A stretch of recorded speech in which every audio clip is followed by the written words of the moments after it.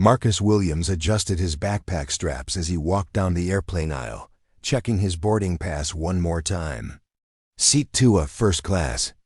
The 12-year-old had flown plenty of times with his father, but this was his first solo trip. From Atlanta to Chicago to visit his grandmother for spring break, the flight attendant, a middle-aged woman with perfectly styled blonde hair and a tight smile, glanced at Marcus's boarding pass as he approached the first-class section. Her expression shifted almost imperceptibly. "Excuse me, sweetie," she said, her voice dripping with condescension. "I think you might be in the wrong section. Economy class is toward the back of the plane." Marcus looked down at his boarding pass again, confused. "No, ma'am, I have seat 2A, right here." He pointed to the seat assignment clearly printed on his ticket. The flight attendant, whose name tag read Sharon, snatched the boarding pass from his hands with more force than necessary. She studied it for a moment, her lips pursing. "This can't be right. There must be some mistake. Did your parents buy this ticket?" "My dad did, yes, ma'am." Marcus's voice was polite, but growing smaller. Other passengers were starting to stare, and he could feel his cheeks burning with embarrassment. "Well, honey, I'm sure it was just a mix-up in the system. Let me get you situated in a nice seat in the back, where you'll be more comfortable." Sharon's smile was faker than a $3 bill. Before Marcus could protest further, Sharon had flagged down a colleague. "Jenny, we've got a seating issue here. This young man needs to be relocated to economy." Jenny, a younger flight attendant with kind eyes, looked at the boarding pass. "But Sharon, this clearly shows—" "I said there's been a mistake," Sharon interrupted sharply. "Please escort him to an available seat in economy. We need to keep the schedule moving." Marcus felt his throat tighten. He knew exactly what was happening, even though he was only 12. His father had prepared him for moments like this, though neither of them had expected it would happen on an airplane in 2023. "But I paid for this seat," Marcus said quietly, his voice barely audible above the murmur of boarding passengers. "Listen, son," Sharon said, her voice taking on an edge. "I don't know how you got that boarding pass, but first class is for paying customers. Your parents probably made an error when booking online. It happens all the time." Jenny looked uncomfortable but didn't challenge her senior colleague. Instead, she gently took Marcus's arm. "Come on, sweetie. I'll find you a nice window seat in the back." As Marcus was led away from his rightfully purchased seat, he heard whispers from other passengers. Some seemed sympathetic, others merely curious about the disruption. One businessman in expensive suit shook his head and muttered something about system errors and proper procedures.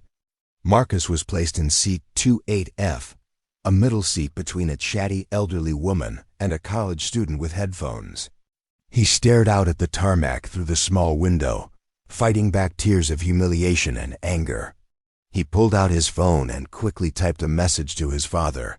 "Dad, they moved me out of first class, said there was a mistake with the ticket." The response came back almost immediately. "What airline and flight number? I'll handle this. Are you okay?" "Flight 447 Delta. I'm okay. Just embarrassed." "Don't be embarrassed, son. This isn't about you. I'm on my way." Marcus didn't quite understand what his father meant by "on his way," but something in the tone of the text gave him comfort. David Williams wasn't just any concerned parent. He was the CEO of Williams & Associates, one of the largest logistics companies in the Southeast, and a man who didn't tolerate discrimination in any form. 15 minutes after takeoff, the pilot's voice crackled over the intercom with an unusual announcement. "Ladies and gentlemen, we've received word that we need to return to Atlanta immediately due to an urgent administrative matter. We apologize for the inconvenience and will have you back in the air as soon as possible." Passengers groaned and complained, but Marcus felt a strange mix of anxiety and anticipation. Somehow he knew this had something to do with his father. When the plane touched down and returned to the gate, Marcus watched through his tiny window as several official-looking people boarded the aircraft. One of them was unmistakably his father, tall, impeccably dressed in a Navy suit, with the kind of commanding presence that made people step aside. David Williams walked straight to the first-class section, where Sharon was frantically trying to organize deplaning procedures. Behind him were two airport security officials and someone who looked like a Delta executive. "Which one of you is Sharon Mitchell?" David's voice carried the authority of someone used to being in charge. Sharon's face went pale.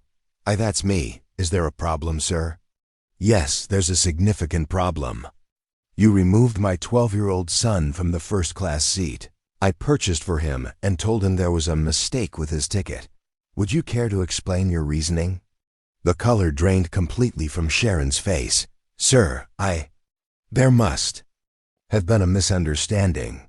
I thought—" "You thought what, exactly?" "That a black child couldn't possibly belong in first class. That his boarding pass was somehow fraudulent." David's voice was controlled but carried an unmistakable edge. The Delta executive stepped forward. "Mr. Williams, I'm regional manager. Patricia Stone. We are deeply sorry about this incident and want to make this right immediately." David held up a hand. "Miss Stone, I appreciate your concern, but this goes beyond a simple apology. My son was humiliated and discriminated against by your employee. This is 2023, not 1963. By now, the entire plane had gone silent. Every passenger was listening to the conversation, and Marcus could see people pulling out their phones to record. Sharon stammered, "Sir, I never meant to.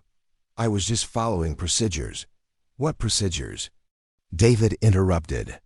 "The procedure where you judge a child's right to sit in a seat based on the color of his skin. The procedure where you assume a black family couldn't afford first class." Marcus unbuckled his seatbelt and walked toward the front of the plane. When he reached his father, David put a protective arm around his shoulders.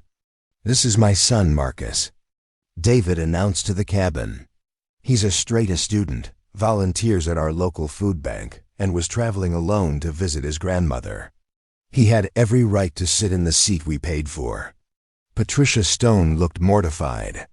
"Mr. Williams, we want to make this right. Ms. Mitchell will be suspended pending a full investigation, and we'd like to offer your family compensation." "It's not about the money," David said firmly. "It's about ensuring this never happens to another child. My son shouldn't have to experience racism at 30,000 feet or anywhere else." Sharon, realizing her job was likely over, made one last desperate attempt at damage control. "I swear it wasn't about race. I just thought you thought a young black boy couldn't belong in first class." That finished for her. "That assumption says everything about the training and culture that allowed this to happen." The pilot's voice came over the intercom again. "Ladies and gentlemen, we'll be boarding again shortly. We thank you for your patience during this delay." As passengers began to move around the cabin, many approached Marcus and his father to express support. The businessman who had earlier muttered about procedures came forward with an apology. "Son, I'm sorry I didn't speak up earlier," he said. To Marcus, "What happened to you was wrong, and I should have said something." Patricia Stone escorted the Williams family back to first class, this time ensuring Marcus was seated in his original seat, 2A. She also upgraded David to the seat next to him, despite the fact that he hadn't been planning to travel that day. As the plane finally took off for Chicago, 2 hours behind schedule, David turned to his son. "I'm proud of how you handled yourself today, Marcus. You kept your dignity even when others tried to take it away." Marcus looked out the first-class window at the clouds below. "Dad, why do people still act like that?" David sighed deeply. "Because change is slow, son. But every time we stand up to it, every time we refuse to accept it, we make it a little bit better for the next kid." The flight to Chicago was smooth, and Marcus was treated with extra attention by Jenny, the younger flight attendant who had seemed uncomfortable with Sharon's actions earlier. She made sure he had extra snacks and checked on him regularly. When they landed in Chicago, Marcus's grandmother was waiting at the gate with tears in her eyes and a fierce hug. She had heard about the incident from David and was ready to give her grandson all the love and support he needed. 6 months later, Delta implemented new training programs for all employees, focusing specifically on unconscious bias and equal treatment of passengers regardless of age or race. Sharon Mitchell was terminated, and the incident became a case study in corporate training programs across the airline industry. Marcus still flies first class when traveling with his family, but now he also carries with him the knowledge that his father and many others will always stand up for what's right, even when it means turning a plane around. The incident taught Marcus that dignity isn't about where you sit on an airplane. It's about knowing your worth and having people in your life who will move heaven and earth to defend it.